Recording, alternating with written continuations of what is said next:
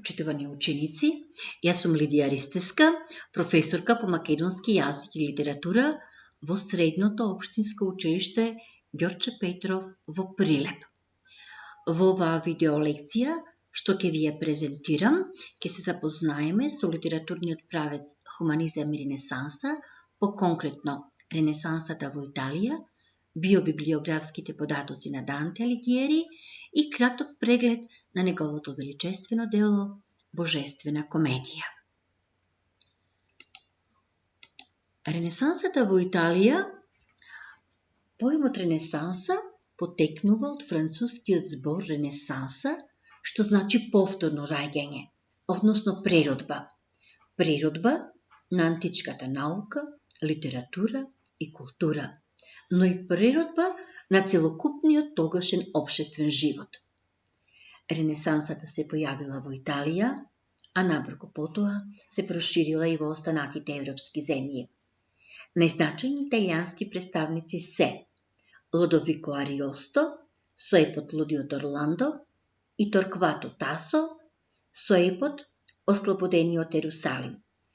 Предренесансен писател во италијанската литература е Данте Алигиери. Почитувани ученици, на овој слайд можете да видите една илустрација, впрочем, тоа е ликот на писателот за кој што зборуваме во оваа видеолекција. Животот на Данте. Данте Алигиери роден 1265 година во Фиренца. По потекло бил од стар аристократски род, кој веќе почнал да опаѓа.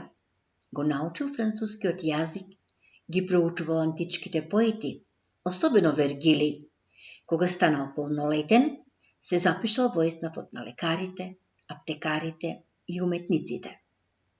Важен момент од неговиот живот е и љубовта што ја чувствувал спрема Беатриче. Впрочем, токму таа љубов на Данте кон Беатриче го инспирирала да почне да пишува. Првото негово дело е збирката стихови Нов живот. На овој слайд ја проследуваме литературната дејност на Данте Алигиери. Впрочем, како што претходно реков, прва збирка песни е Нов живот, а потоа следуваат Пир, за народниот говор, за монархијата и неговото величествено дело Божествена комедија. Кога зборуваме за Данте, неминовно е да се спомне и неговиот политички живот. По својата политичка определба бил гвелф, што значи бил приврзаник на папската власт. Бил член на градскиот совет, бил член на колегиумот од 6 члена кој управувал во Фиренца во тоа време.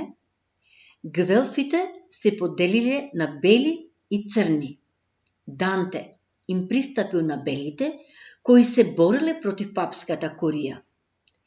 Кога власта ја презеле црните, Данте бил изгорет од Фиренца и никогаш повеќе не се вратил. Живеел во прогонство до крајот на својот живот.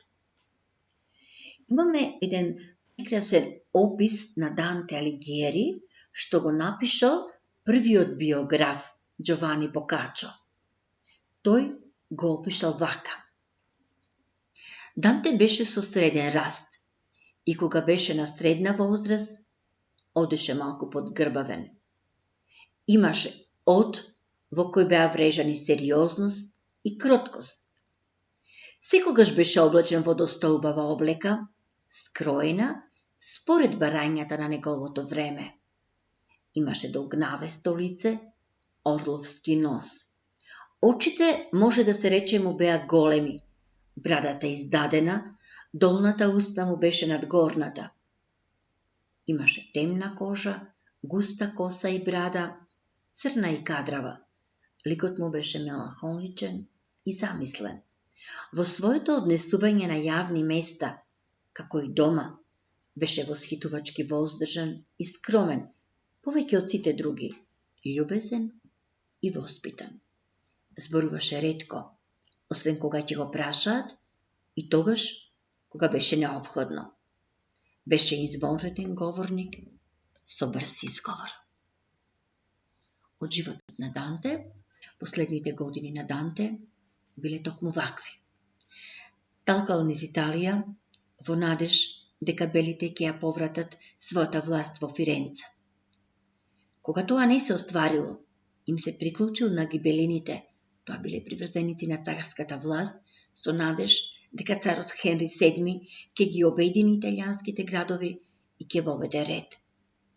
Хенри не успеал да ја ослободи Фиренца и Данте никогаш не се вратил во родниот град. Последните години ги поминал во Равена, во фамилијата да Римини. Умрел 1321 година во Равена.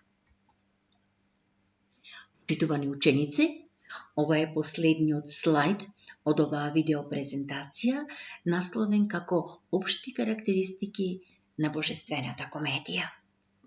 Ова свое дело Данте, кога почнал да го пишува, го нарекол само комедија, бидејќи велел дека има тажен почеток, а среќен крај. Делово е напишано на италијански народен јазик. Епитетот божествена се појавил малку подоцна, некаде во 16 век.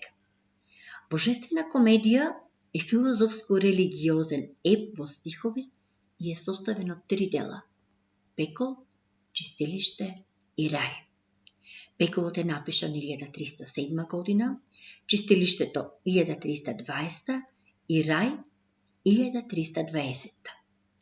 Секој дел е составен од 33 песни, а пеколот има и една воведна песна. Тоа значи дека Божествената комедија е составена од 100 песни. Предводник на Данте во пеколот и чистилиштето е римскиот поет Вергилий, а во рајот него го води неговата сакана Беатриче. Пеколот е составен од 9 круга и таму се грешниците за кои нема простување. Чистилиштето е исто така поделено на 9 круга. Значајни се 4 планети кои ги символизираат 4 особини на човекот: храброста, мудроста, умереноста и праведноста.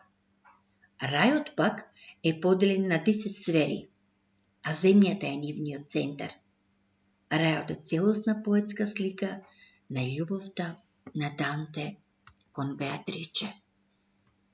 Почитувани ученици, тоа беше видеопрезентацијата за животот и делото на Данте Алигјери и краткиот преглед на неговото величествено дело, неколку пати кажа величествено, божествена комедија, бидејќи навистина е такво.